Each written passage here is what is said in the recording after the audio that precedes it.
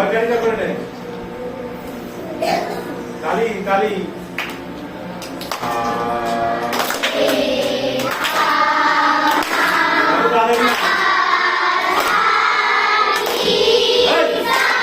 বললাম তো স্পিড করে গেলে হবে না ওইটার উপরে 3 গুণ 4 গুণ হবে অনেক আসতে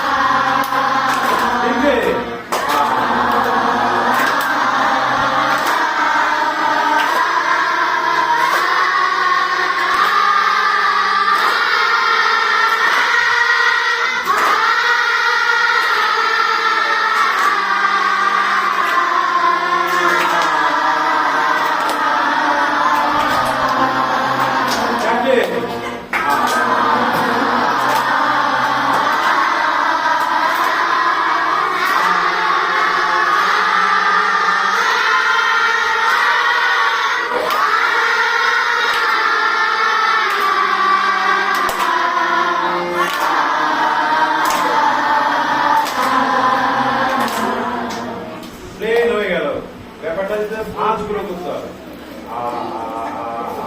এই যে ভাঁজ এটা হচ্ছে না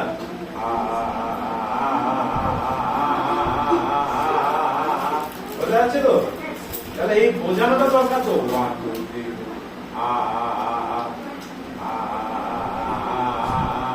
বুঝলি এটা প্র্যাকটিস করতে করতে হবে নাহলে আসবে না বেশ অলঙ্কার কি ছিল অলঙ্কার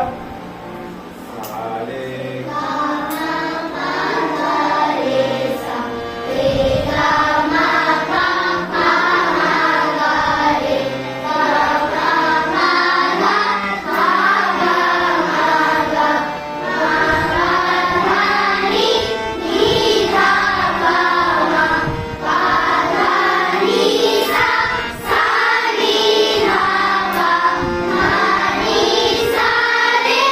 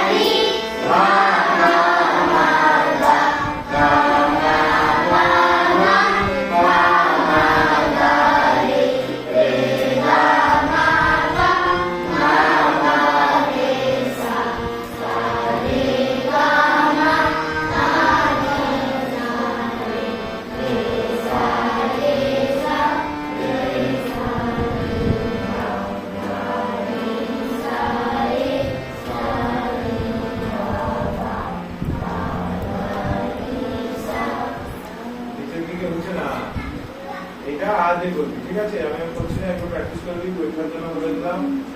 এবার আমি বিকালটা লিখেছিলাম 1 গুণ 2 গুণ, মনে আছে? দু রকম বলেছিলাম, দু রকম পদ্ধতিতে করা যায়। একটা হচ্ছে অঙ্কের সাহায্যে, অঙ্কের সাহায্যে বলে কিরকম হবে, মানে হাফ, মানে 8 মাত্রা সিঙ্গেলে বলবো, মানে 1 নে বলবো, তারপরে যে 8 মাত্রা ডবলে বললেই হয়ে যাবে।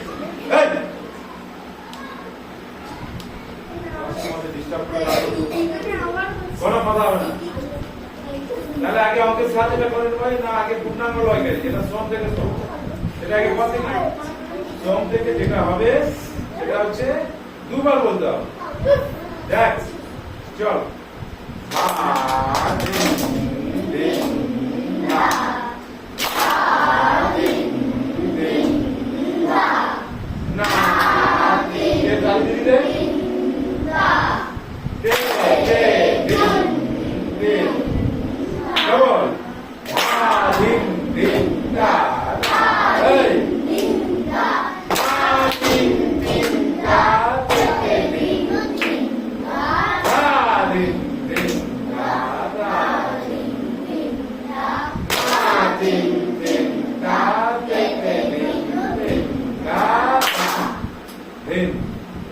এবার আমাকে সাথে হবে ধা ধা, এবার খালি থেকে ডবল করতে হবে, ধা দিন দিন গা ধা দিন দিন গা, ধা দিন দিন গা, দেখতে দিন দিন গা। বোঝা গেল? তাহলে সেটা দুবার বলতে হয়েছিল, আর এটা একবারই হয়ে যাবে। তাহলে একবারে কেমন করে হলো, না খালি থেকে ডবল করলেই হয়ে যাবে। ধা দিন দিন দা, ধা দিন দিন দা, না দিনের জায়গায় কি হচ্ছে, ওখান থেকে ধা দিন দিন দা বলবো, একবার বলে দিতে হতো, ধা দিন দুটো করে হয়ে যাচ্ছে দিব।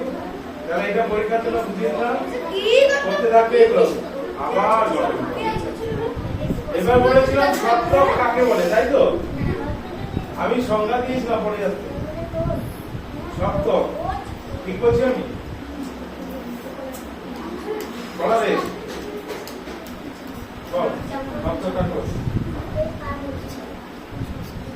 কি রে সপ্তক কাকে বলে বলিসনি কেন? আমি তো আগের ক্লাসে আসিনি, তাহলে অনেকদিন হয়ে গেল। আমার এইটুকু পড়া থাকে, এইটুকু পড়ার মধ্যে কেউ পড়া করেছে, একদিন ধরে অন্য বিষয়গুলো পড়ছিস তো নাকি, তাও পড়ছিস না? সপ্তক কাকে বলে? মাথা ঢুকাচ্ছিস কেন? ওই কে ঢুকাচ্ছিস বল, সপ্তক কাকে বলে? ঢুকাচ্ছিস কেন বল, সপ্তক কাকে বলে বল, বলিসনি? সপ্তক ক প্রকার, কি কি? আর সপ্তক আগে বলতে নেই, আগে কি সপ্তক নিচের দিকে হয়, মন্দ্র, তারপরে মধ্য, তারপরে তা। তাহলে তারটা কেড়ে কাগজ ছিঁড়েছি, কাগজ তারপরে রাখবে। তাহলে কি হলো, মন্দ্র সপ্তক।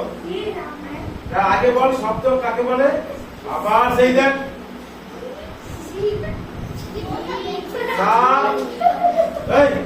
সা থেকে বল, সা থেকে কি সপ্তক, কি নি পর্যন্ত একই শব্দ করে দাও। তাহলে সা থেকে নি ক্রমানুসারে স্বর সমূহকে যদি বাজানো হয় বা লেখা হয় তাকে আরম্ভ। আরে এটা কথা শুনে না, ডিস্টার্ব করে কেন বলতে?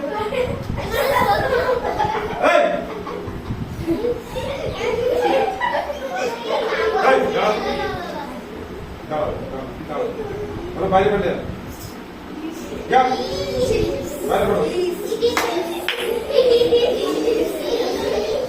শব্দ কাকে বললো, সা থেকে নি পর্যন্ত,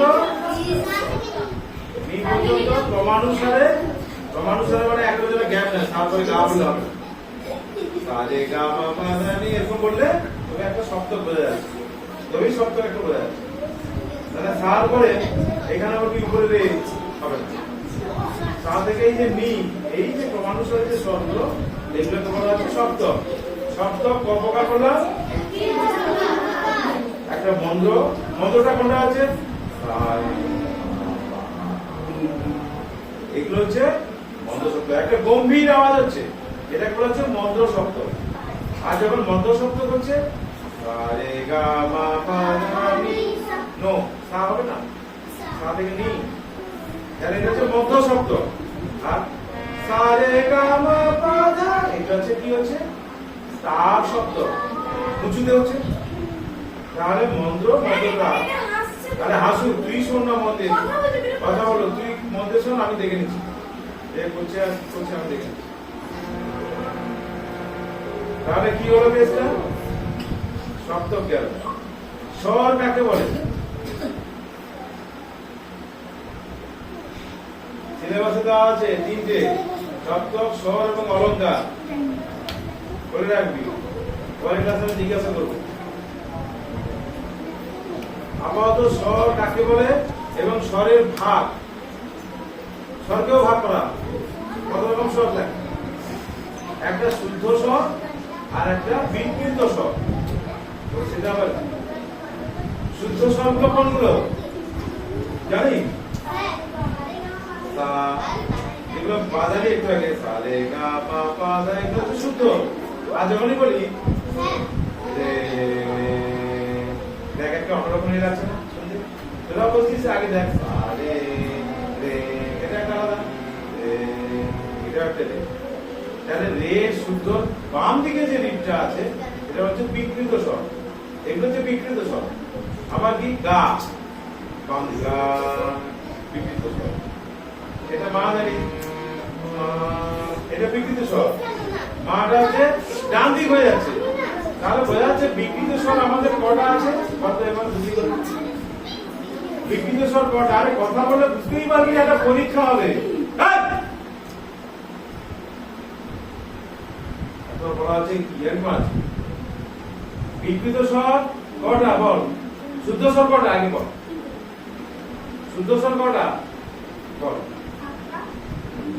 শুদ্ধ স্বর সাতটা, সা রে গা মা পা ধা নি। ওকে, এবার আবার সা কে বলি, ওই না শুনলে ওই হবে ছড়ি রাখবে। এবার সা থেকে তাহলে নি পর্যন্ত এটা হচ্ছে শুদ্ধ স্বর। আর বিকৃত স্বর হচ্ছে দুটো স্বরকে বাদ দিয়ে হবে, মানে সাতটা স্বরে দুটো বাদ দিলে কটা? পাঁচ থাকছে। আরে শুদ্ধ ছটফট করে, মধ্যে শুনলে এখানে পড়া হয়ে যায়। পাঁচটা স্বর কোনগুলো? সার পাকে বাদ দিই। কেন সার পাকে বাদ দেবো? সারকে এবং পাকে বলা হয় অচল স্বর, এরা চলে না। সাইড বাম দিকেও নেই আর ডান দিকেও কোনো জায়গা নেই। পাতেও একই কেস, আমাদের পা চলে, সঙ্গীতের পা চলে, অচল। এটা সাথে বিক্রম তাহলে বুঝতে পারলি? তাহলে পার ডান বাম দিকে কোনো রিড নেই, এই জন্য অচল, কোনো দিকে চলে। কিন্তু রের বাম দিকে চলে, এই কোমল হয়ে গেছে। গার বাম দিকে চলে, হয়ে গেছে। মার ডান দিকে চলে, চলে। আর বাম দিকে চলে, নীর বাম দিকে চলে। এগুলো হচ্ছে পাঁচটা, এগুলো হচ্ছে চল স্বর। তাহলে পাঁচটা কি স্বর? আর অচল স্বর কটা? দুটো। সেই অচল স্বর দুটোর নাম কি? সার পা। তার বোঝা গেল? তাহলে স্বর আমাদের মোট তাহলে কটা হবে? এবার স্বর কিন্তু সাতটা বলেছি, শুদ্ধ স্বর সাতটা, আবার পাঁচটা আমরা বিকৃত স্বর পেলাম। সাত পাঁচ কটা গুনতে হচ্ছে? 7 5 12 বলে গুনতে হয়, তাহলে 12। তাহলে কি করে হচ্ছে 12? সব জায়গা বাদ দেখ, দেখ এক, এটা একটা এক গেল, দুই, গা গন গন গন বুঝলি না? গা গা মা মা। তারপরে আবার বলি কটা গন, ভুল ভাগ মুছিস, আবার বল। রে গা গা মা মা পা ধা ধা নি নি। কটা হলো? হয়ে গেছে। তাহলে বুঝতে পারলি? তাহলে পাঁচটা বিকৃত স্বর আর সাতটা শুদ্ধ স্বর। এই পাঁচটা বিকৃত স্বরকে আমরা কটা ভাগে ভাগ করলাম? পাঁচটা বিকৃত স্বরকে কি ভাগে ভাগ করছি দেখো। কোমল স্বর, তীব্র স্বর। আবার সেটা আবার দেখ, কোমল চারটে হচ্ছে দেখ। বাম দিক কোমল, মানে রের বাম দিক কোমল, গার বাম দিক কোমল, হার বাম দিক কোমল, নীর বাম দিকের দিকটা কোমল, কিন্তু মার আর বাম দিক নেই, ডান দিক হয়ে গেছে। এই জন্য এটা বলা হচ্ছে তীব্র বা কড়ি। বোঝা গেল? তাহলে একটা স্বর মাত্র তোদের আছে কড়ি বা তীব্র। তীব্র হচ্ছে ওটা জোরে হচ্ছে বলে এটা তীব্র। তীব্র গতি মানে কি, গাড়িটা তীব্র গতি মানে জোরে হচ্ছে কম্পন, এটা হচ্ছে কম্পনটা জোরে হয়। তাহলে যার যত কম্পন বেশি হবে সেটা তীক্ষ্ণ হয়। বুঝতে পারলি? তাহলে এটা গেল তোদের সংজ্ঞা, শব্দ, স্বর। আর একটা দিলাম অলংকার, এগুলো পড়ে আসতে হবে, বুঝিয়ে দিচ্ছি আজকে, সিলেবাস কমপ্লিট করে দিচ্ছি। এবার গান পরের ক্লাসে একটা দেবো, সিলেবাস কমপ্লিট হয়ে যাবে।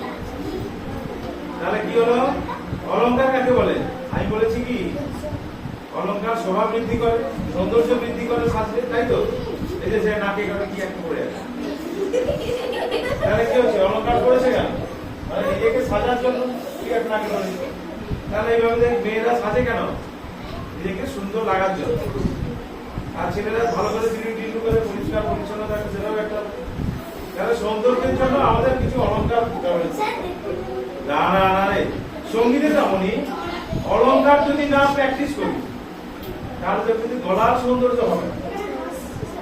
তাহলে আমাদের এই সারেগামা পাধানিটা, এই যে সারেগামা পাধানি, এই যে জায়গাটাকে ওলট পালট করে যদি আমরা প্র্যাকটিস করি, এটা অলংকার। যেমন কেমন? এটা বললাম সারেগামা বলতে মা গা রে সা, এটা একটা অলংকার হয়ে গেল তো। এটা একটা হচ্ছে অলংকার।